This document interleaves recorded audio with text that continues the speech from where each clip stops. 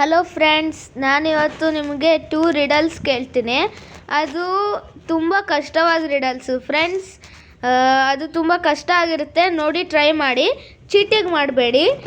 ನೋಡೋಣ, ವಿಡಿಯೋನ ಪಾಸ್ ಮಾಡಿ ನಾನು ಎಂಡಲ್ಲಿ ಆನ್ಸರ್ ಹೇಳ್ತೀನಿ ಆ 2 ರಿಡಲ್ಸ್ಗೂ. ವಿಡಿಯೋನ ಪಾಸ್ ಮಾಡಿಬಿಟ್ಟು ಅದಕ್ಕೆ ಆನ್ಸರ್ ಥಿಂಕ್ ಮಾಡಿ, ಆಮೇಲೆ ನನಗೆ ಆನ್ಸರು ಚೆಕ್ ಮಾಡಿ ನಿಮ್ಮದು. ಫಸ್ಟ್ ರಿಡಲ್ ಕೇಳ್ತೀನಿ. ಒಂದು ಶಿಪ್ಪಲ್ಲಿ ಒಬ್ಬ ಕ್ಯಾಪ್ಟನ್ ಇರ್ತಾನೆ, ಆಮೇಲೆ ಒಬ್ಬ ಓವರ್ ಆಲ್ ಇನ್ಚಾರ್ಜ್ ಇರ್ತಾನೆ, ಆಮೇಲೆ ಒಬ್ಬ ಕಟರ್ ಇರ್ತಾನೆ, ಆಮೇಲೆ ಒಬ್ಬ ಶೆಫ್ ಇರ್ತಾನೆ. ಕಟರ್ ಅಂದರೆ ವೆಜಿಟೇಬಲ್ ಕಟ್ ಮಾಡ್ಕೊಳ್ಳೋರು, ಅಸಿಸ್ಟೆಂಟ್ ಆಫ್ ಶೆಫು. ಇವಾಗ ಹೋಗ್ತಾರೆ, ಪ್ಯಾಸೆಂಜರ್ಸು ಎಲ್ಲ ಕೆಳಗಿರ್ತಾರೆ, ಮೇಲೆ ಹತ್ರ ಬಂದ್ಬಿಟ್ಟು ಶಿಪ್ ಕ್ಯಾಪ್ಟನ್ ಅವ್ನ ಫೋನು ಪರ್ಸು ಎಲ್ಲಾದರೂ ಇಟ್ಟಿರ್ತಾರೆ, ಡ್ರೈವ್ ಮಾಡುವಾಗ ಸುಮ್ಮನೆ ಮಾಡಬಾರ್ದು ಅಂತ.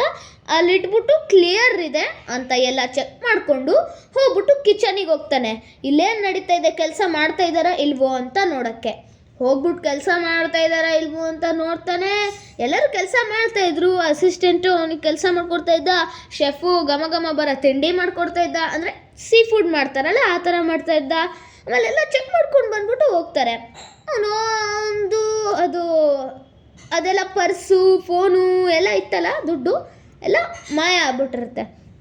ಅಷ್ಟೇ ಅವ್ನು ನೋಡ್ತಾನೆ, ಅಯ್ಯಯ್ಯೋ ಎಲ್ಲ ನಂದು ಆಧಾರ ಐಡಿ ಅದರಲ್ಲಿತ್ತಲ್ಲ, ಪೋರ್ಟಿನ ಎಲ್ಲ ಐಡೆಂಟಿಟಿ, ಲಗೇಜು, ನನ್ನ ಐಡೆಂಟಿಟಿ ಮತ್ತು ಏನೇನೋ ಇರ್ತಲ್ಲ ಇಂಪಾರ್ಟೆಂಟ್ ಥಿಂಗ್ಸು, ಅದನ್ನೆಲ್ಲ ಅಲ್ಲೇ ಇತ್ತಲ್ಲ, ಅವ್ನು ವಾಲೆಟಲ್ಲೇ ಇಟ್ಕೊಂಡಿದ್ನಲ್ಲ. ಇವಾಗ ಏನು ಮಾಡೋದು, ಪ್ರೂಫು ಇಲ್ಲ ನನ್ನ ಹತ್ರ, ಈ ಗೂಡ್ಸ್ ಹೆಂಗೆ ಇಟ್ಕೊಂಡು ಹೋಗ್ತಾ ಇದ್ದೀನಿ ಅಂತ ಅವನು ಆಶ್ಚರ್ಯದಲ್ಲಿ ಗಾಬರಿಗೊಂಡ.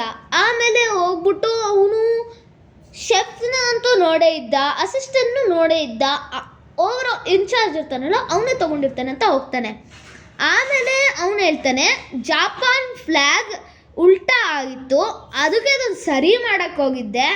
ನಾನೇನು ಮಾಡಲಿ ಇವಾಗ, ನನ್ನಂತೂ ತಪ್ಪಿಲ್ಲ ನೋಡಿ, ನಾನು ಓವರ್ ಆಲ್ ಇನ್ಚಾರ್ಜ್, ನೀವು ಇಷ್ಟೆಲ್ಲ ದುಡ್ಡು ಕೊಡ್ತೀರಾ, ಯಾಕೆ ನಾನು ನಿಮ್ಮದು ಕದೀಲಿ, ನೀವು ನಂಗೆ ತುಂಬ ಒಳ್ಳೆಯವರು ಅಂತ. ಇದು ಫಸ್ಟ್ ರಿಡಲ್.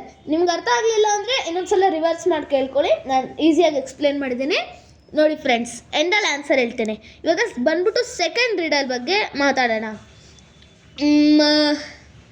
ಇದು ಇಂಗ್ಲೀಷು, ನಾನೇನು ದೊಡ್ಡ ಕೇಳಕ್ಕೆ ಹೋಗಲ್ಲ, ಜಸ್ಟ್ 4 ವರ್ಡ್ಸ್, ಓಕೆ, ಕೇಳಿಸ್ಕೊಳ್ಳಿ. ನಾನು ಕನ್ನಡದಲ್ಲೂ ಹೇಳ್ತೀನಿ, ಫಸ್ಟ್ ಇಂಗ್ಲೀಷಲ್ಲಿ ಹೇಳ್ಬಿಡ್ತೀನಿ.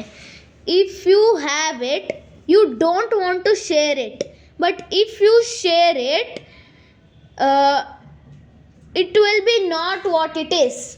ಇವಾಗ ನಿಮ್ಮ ಹತ್ರ ಅದಿದ್ದರೆ ನೀವು ಅದನ್ನು ಶೇರ್ ಮಾಡೋಕ್ಕೆ ಇಷ್ಟಪಡಲ್ಲ, ಆದರೆ ನೀವು ಅದನ್ನು ಶೇರ್ ಮಾಡಿದ್ರೆ ಅದು ನಿಮ್ಮ ಹತ್ರ ಇರಲ್ಲ.